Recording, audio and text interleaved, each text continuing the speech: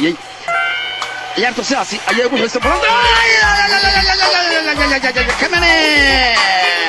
كمان يا بعد يقدر بضحوك له وهي مصر خصوصا قديم كان اتويوتا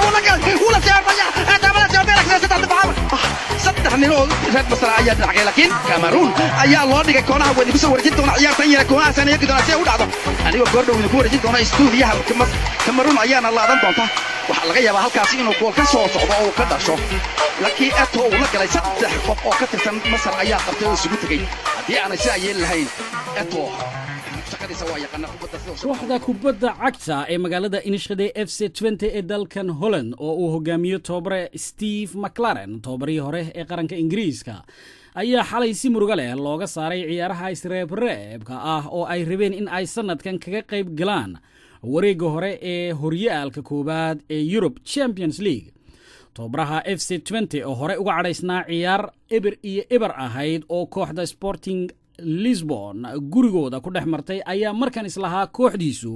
waxay ku durdurinaysaa Sporting Club de Lisboa inkastoo ay FC20 gool xalay kaga horeysay kooxda Boortaqiiska ka socotay haddana ilaa daqiiqadihii ugu dambeeyay ee ciyaarta waxay aaminsanaayeen in ay goolkaas difaaci karayaan iyagoo dhammaantood dhufays ka samaystay goolkooda hortiisa. kooxda Sporting Club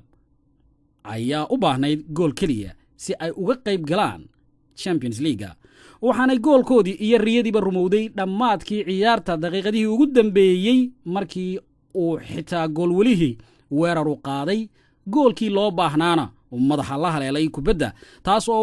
taasoo ku sii dhacday difaaca FC20 kuna dambeysay shabaga. waxaanay xalay ciyaartani u noqotay 10 tababarayaasha iyo kooxaha isku daya in ay difaacaan ama ilaaliyaan gool keliya ilaa inta ay ciyaartu dhammaanayso. khatarteeda ayay leedahay arrintaas haddii kooxda ka soo horjeedaaba ay gool keliya u baahan tahay goolkaasi markuu doonu dhalan karaa taasina xalay waxa ku cibaaro qaatay FC20 iyo tababarahayga Steve McLaren oo wax 2 saacadood ka yar u jirsaday in ay ka qayb galaan sanadkan Champions League.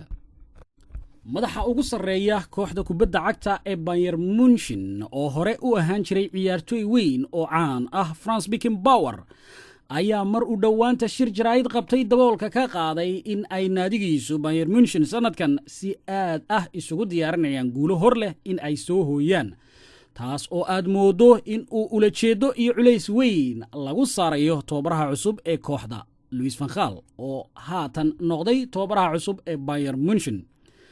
Beckenbauer ayaa sheegay in ay diyaariyeen sanadkan ciyaartoy iyo maamul wanaagsan oo aan hore loo arag waxaanu intaas ku daray in ay miisaaniyad badan ku bixiyeen kooxdooda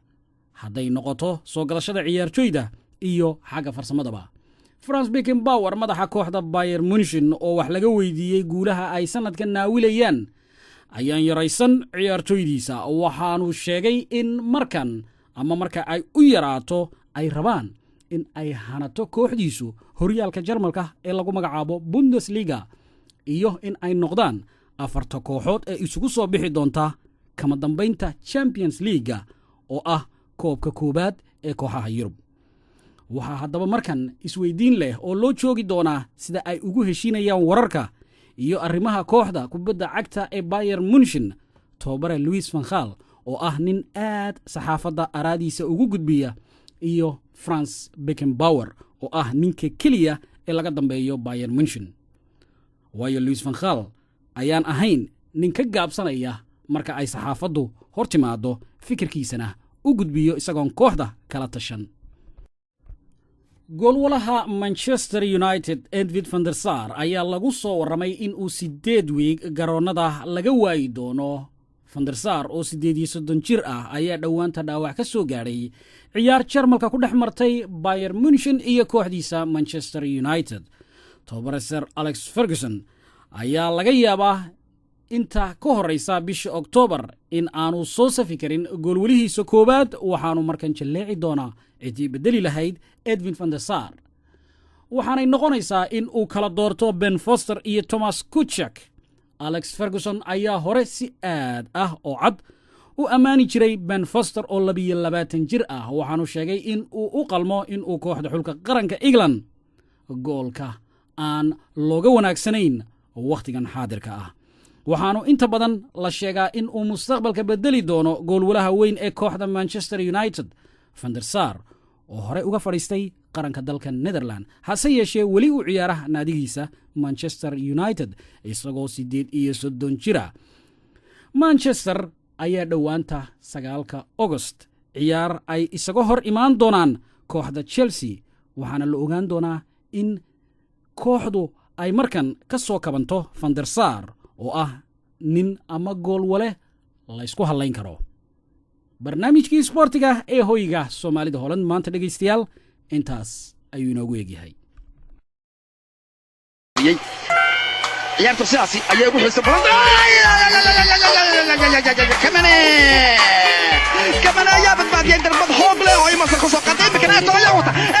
ولا سير ضيع اتابع سير بيرك ستة دفعة صدقني لو رد مصر عياد العقيل لكن كاميرون ayaa loo dhigay koonaha weyn ku soo wareejin doona ciyaartan yar koonaha sanayga doona si u dhacdo aniga goordhow ku wareejin doona stuudiyaha Cameroon ayaana laadan doonta waxa laga yaabaa halkaas inuu gool ka soo socdo oo ka dhasho laakiin ato uu la galay 3 qof oo ka tirsan Masar ayaa qabtay oo isugu tagay hadii aanay si ayeen lahayn ato shaqadiisa waa yaqaan kubadda sida shabaqa u dhigo